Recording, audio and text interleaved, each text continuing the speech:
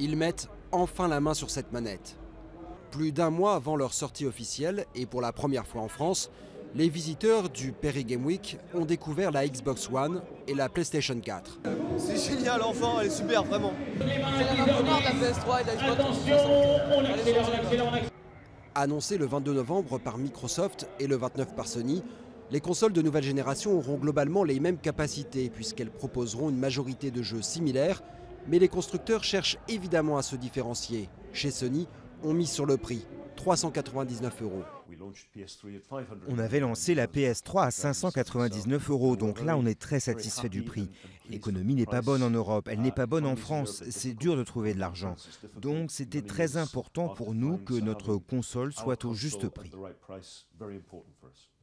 Chez Microsoft, ce sera 100 € de plus pour l'offre de base. Mais la console sera automatiquement équipée du système de reconnaissance de mouvement Kinect qui en fera, selon le constructeur, plus qu'une console de jeu. Notre concurrent propose une console de jeu qui ne fait que du jeu.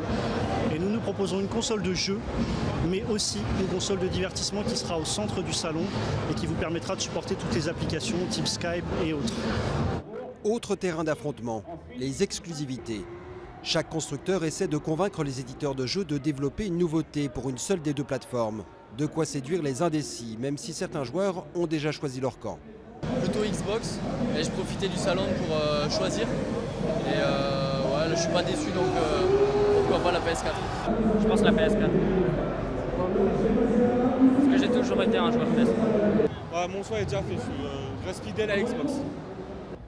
Avec 1,5 million de précommandes en Europe, Sony semble pour l'instant en avance, alors que Microsoft refuse de communiquer ses chiffres. Mais la sortie d'une console s'apparente moins à un sprint qu'à un marathon. Celui qui aura placé le plus de machines au pied des sapins à la fin de l'année n'aura pas forcément gagné la guerre des consoles de nouvelle génération.